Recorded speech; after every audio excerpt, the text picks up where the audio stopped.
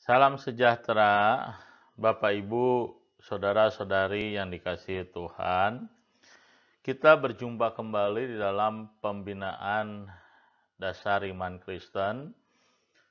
Kita hari ini akan belajar mengenai pentingnya perbuatan-perbuatan baik dengan mempelajari Katekismus Heidelberg Hari Tuhan ke-24.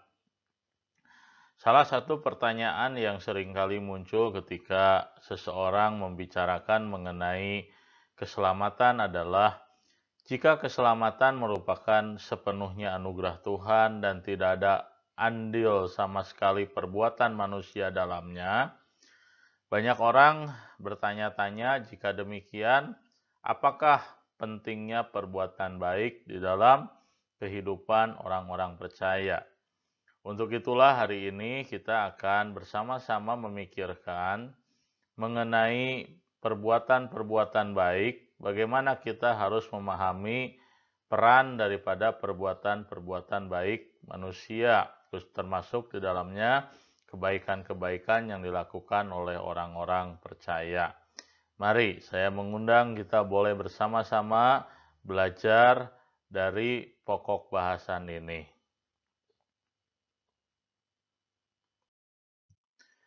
Dalam Katekismus Heidelberg Hari Tuhan ke-24, kita memulai dengan sebuah pertanyaan, tetapi apakah perbuatan-perbuatan baik kita tidak bisa menjadi keseluruhan atau sebagiannya dari kebenaran kita di hadapan Allah?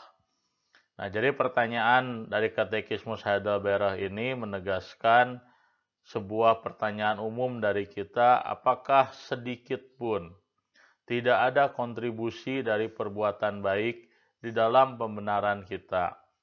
Apakah sebagian atau keseluruhan pembenaran kita tidak ada kontribusi dari perbuatan baik di dalamnya?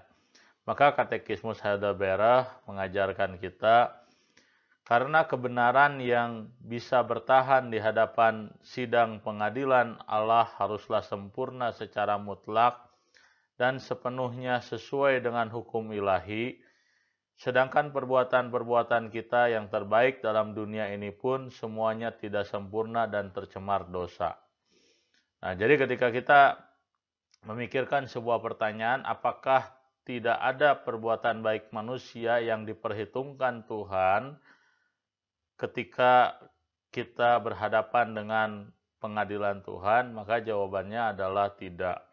Kenapa demikian? Karena di dalam Katekismus Heidelberg kita belajar bahwa ketika manusia berhadapan dengan hari di mana segala sesuatu akan diadili, segala sesuatu akan dipertanggungjawabkan, maka kita kemudian berhadapan dengan sebuah kenyataan bahwa Tuhan menuntut segala sesuatu yang manusia lakukan itu haruslah sempurna. Ukuran yang Tuhan minta di dalam perbuatan-perbuatan yang diterima oleh Tuhan bukanlah ukuran manusia, tetapi ukuran Tuhan. Jadi jikalau skala perbuatan baik yang manusia harus penuhi supaya mereka layak diselamatkan adalah misalnya saja angka 10, maka manusia, walaupun perbuatan-perbuatan baik yang mereka lakukan sangat baik, tetapi karena tidak mencapai standar yang Tuhan tetapkan, misalnya saja nilai perbuatan manusia adalah 8, maka perbuatan-perbuatan baik manusia tetap tidak diterima oleh Tuhan. Kita belajar misalnya saja dari surat Petrus ketika Rasul Petrus berkata kepada orang-orang percaya, hendaklah kamu suci seperti Allah yang suci. Nah, jadi kita belajar dari firman Tuhan sendiri bahwa ukuran atau standar daripada kebenaran, kebaikan yang manusia harus lakukan adalah ukuran Tuhan. Ketika manusia tidak mampu memenuhi ukuran yang Tuhan telah tetapkan, maka semua yang manusia lakukan tetaplah dipandang sebagai berdosa, sesuatu yang tidak mencapai apa yang Tuhan tetapkan. Nah, dalam Alkitab kita belajar bahwa terminologi dosa memiliki banyak arti. Salah satunya adalah terminologi yang digunakan dalam bahasa Yunani adalah hamartia. Hamartia artinya tidak mencapai standar yang Tuhan tetapkan. Artinya segala sesuatu yang manusia lakukan dalam upayanya mentaati Tuhan, tetapi tidak mencapai ukuran yang Tuhan telah tetapkan, maka itu di dalam Alkitab dipandang sebagai dosa. Itulah sebabnya maka dalam Katekismus Heidelberg kita belajar sebuah kebenaran yang penting. Ketika Tuhan mengadili semua orang dan ketika Tuhan meminta pertanggungjawaban semua orang, maka jika kita mengandalkan perbuatan-perbuatan baik kita sebagai ukuran untuk pembenaran diri kita, maka tidak ada seorang pun yang akan dibenarkan. Mengapa? Karena perbuatan-perbuatan baik manusia, perbuatan-perbuatan baik yang kita lakukan tidak pernah mencapai apa yang Tuhan telah tuntut ataupun Tuhan telah tetapkan. Itulah alasannya maka dalam kitab Yesaya kita belajar satu kebenaran yang penting bahwa ternyata setiap orang berdosa, bahkan di dalam kesalehan yang kita lakukan di hadapan Tuhan, sesungguhnya kesalehan kita tidak punya nilai apa-apa. Mengapa demikian? Karena ukuran yang Tuhan tetapkan bukanlah ukuran kita. Kita seringkali merasa baik di dunia ini. Kenapa? Karena kita membandingkan diri kita dengan orang lain. Dan kita merasa bahwa orang lain jauh lebih buruk dari kita. Dan itu adalah cara yang salah di dalam mengukur diri sendiri. Nah, waktu kita mau membandingkan diri kita, kebaikan yang kita lakukan, maka yang harus kita bandingkan bukan diri kita dengan orang lain, tetapi diri kita dengan Tuhan. Apakah kita sudah sebaik Tuhan? Apakah kita sudah sebenar Tuhan Yesus? Apakah kita sudah sesuci Tuhan Yesus? Jikalau kita belum sampai seperti Tuhan Yesus, maka kita belum bisa berkata bahwa kita sudah cukup baik. Apa yang kita lakukan masih di bawah standar Tuhan. Artinya perbuatan-perbuatan baik kita adalah cemar di hadapan Tuhan. Itulah alasannya mengapa dalam Katekismus Heidelberg kita belajar satu pokok kebenaran penting bahwa perbuatan-perbuatan baik kita tidak pernah bisa dijadikan dasar untuk pembenaran diri kita di hadapan Tuhan. Itulah sebabnya maka manusia di dalam segala usahanya di dalam melakukan hal-hal yang baik dalam dunia ini harus menyadari bahwa itu semua tidak cukup di dalam membawa kita kepada pembenaran. Hanya Tuhan yang mampu membenarkan kita. Dan hal yang kedua yang penting untuk kita boleh bicarakan mengenai perbuatan-perbuatan baik adalah sebagai berikut. Dalam Katekismus Heidelberg, pertanyaan kedua yang kita bahas adalah, jika demikian, apakah perbuatan-perbuatan baik kita tidak memiliki jasa apapun, sedangkan Allah akan memberikan upah kepada perbuatan-perbuatan itu di dalam kehidupan sekarang dan yang akan datang? Nah, ini adalah pertanyaan yang penting sekali. Kenapa? Karena di dalam Alkitab kita juga belajar sebuah kebenaran bahwa Tuhan memberikan kepada manusia apa yang manusia harus terima. Itulah yang namanya keadilan. Nah, berdasarkan prinsip keadilan ini, sebagian orang berpikir, bukankah kalau manusia melakukan perbuatan-perbuatan baik, maka manusia seharusnya mendapatkan ganjaran dari Tuhan, mendapatkan upah dari Tuhan. Dan tadi kita belajar bahwa ternyata perbuatan-perbuatan baik manusia tidak ada yang memadai untuk manusia mendapatkan pembenaran dari Tuhan. Apakah dengan demikian manusia tidak akan mendapatkan apapun juga dari Tuhan ketika mereka hidup dengan baik? Dan kita belajar dari Katekismus Heidelberg sebuah prinsip kebenaran yang penting. Apakah itu? Bahwa upah yang Tuhan berikan kepada kita itu bukan karena kita telah melakukan perbuatan-perbuatan baik, tetapi karena kasih karunia. Maksud daripada Katekismus Heidelberg adalah, kalaupun kita menerima sesuatu dari Tuhan, kebaikan-kebaikan yang kita terima sebagai anugerah Tuhan atas sikap kita yang taat kepada Tuhan, itu sama sekali bukan upah. Kenapa? Karena upah yang seseorang harus dapatkan dalam dunia ini sebenarnya adalah penghukuman Tuhan. Kalau seseorang meminta upah kepada Tuhan, meminta reward, meminta apa yang seharusnya mereka terima dari Tuhan, maka yang manusia harus terima dari Tuhan adalah penghukuman. Kenapa demikian? Karena tidak ada seorang pun manusia dalam dunia ini yang melakukan hal-hal yang benar-benar baik di hadapan Tuhan, menurut ukuran Tuhan yang membuat mereka layak menerima reward atau upah dari Tuhan.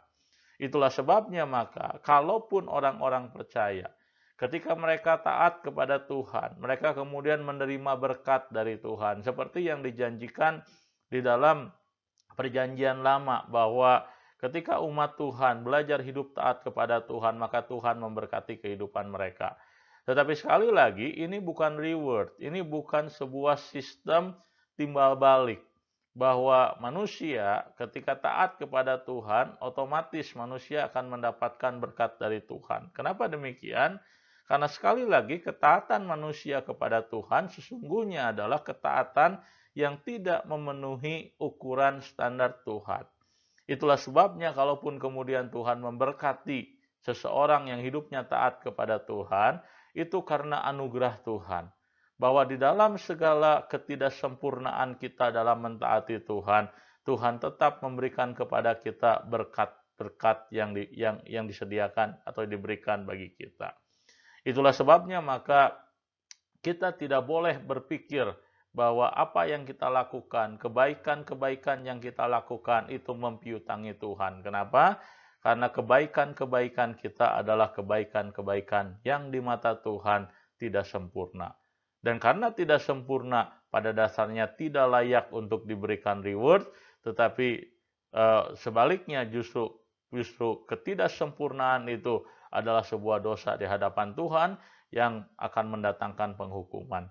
Itulah sebabnya maka jikalau kita melakukan hal-hal yang baik dalam dunia ini, kita tidak boleh berpikir bahwa kita harus mendapatkan balasan dari Tuhan. Yang harus kita pikirkan adalah perbuatan-perbuatan baik yang kita lakukan merupakan sebuah bagian dari ucapan syukur kita kepada Tuhan. Masalah Tuhan akan memberikan respon, reward atau upah atas segala jerih lelah kita dalam mengikut Tuhan, itu sepenuhnya adalah anugerah Tuhan. Dan itulah sebabnya maka dalam Filipi 2 ayat 13 kita belajar satu kebenaran yang penting. Di sana diajarkan bahwa Rasul Paulus mengajarkan kepada jemaat, kepada orang-orang percaya untuk mengerjakan keselamatan. Artinya apa? Menjalani keselamatan dengan penuh tanggung jawab. Tapi Rasul Paulus mengajarkan sebuah prinsip yang penting, bahwa ketika kita mengerjakan tanggung jawab kita dalam keselamatan, dikatakan Allah lah yang mengerjakan di dalam kamu, baik kemauan maupun pekerjaan menurut kerelaannya. Artinya apa?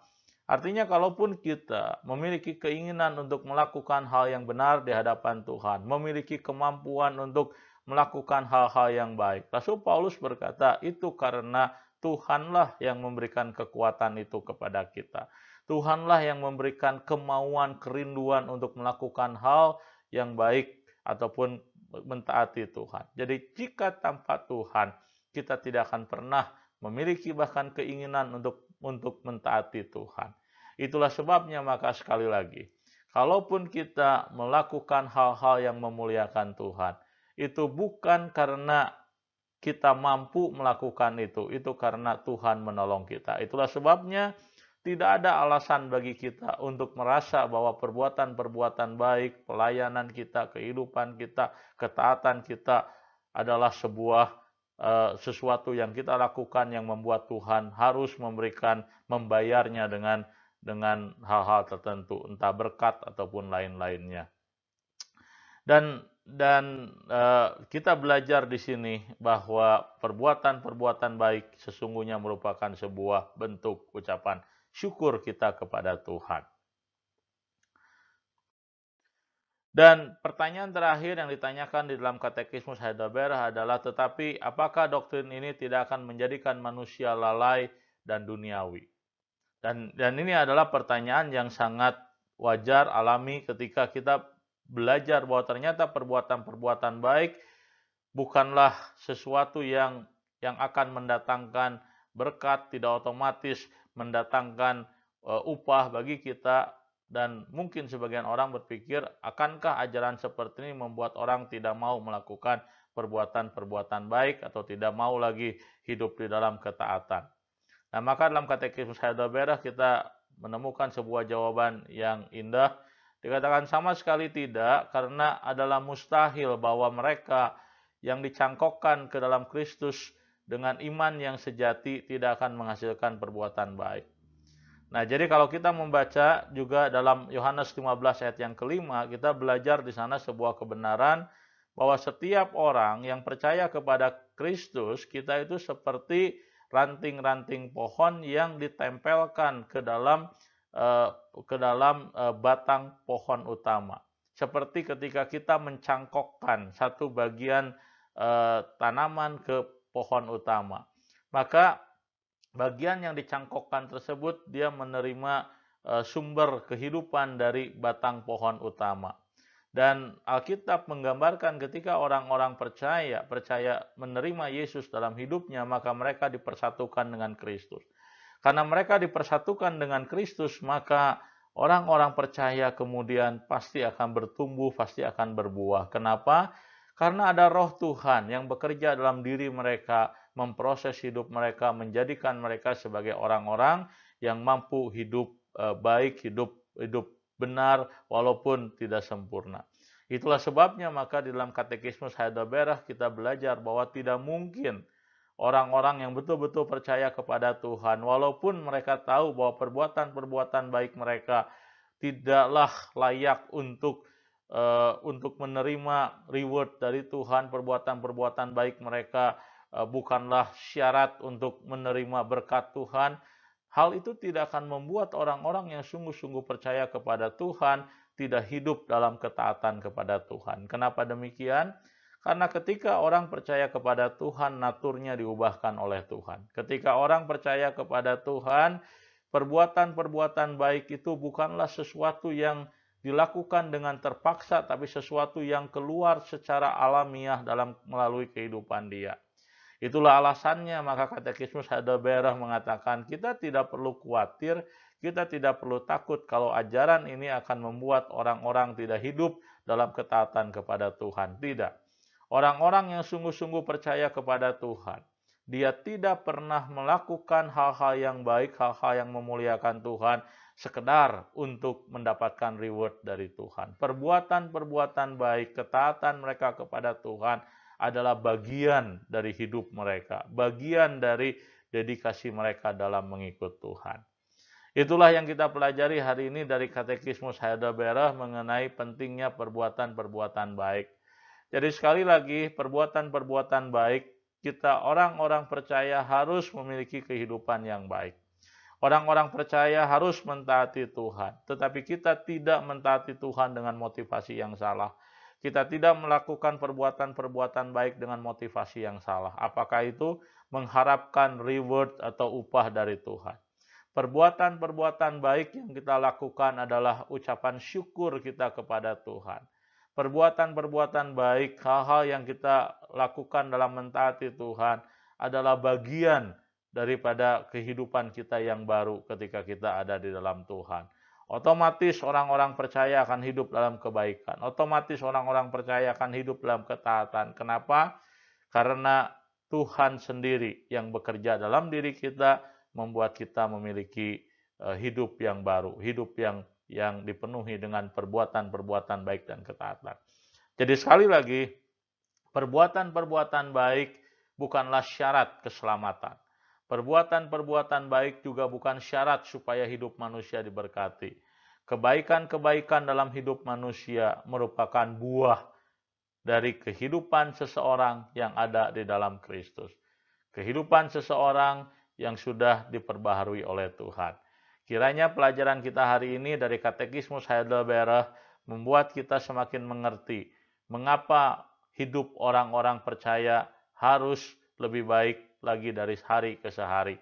Karena itulah tanda bahwa kita sudah memiliki kehidupan yang baru. Itulah tandanya bahwa kita sudah percaya kepada Tuhan, kita sudah dipersatukan dengan Kristus. Tuhan memberkati saudara-saudari sekalian.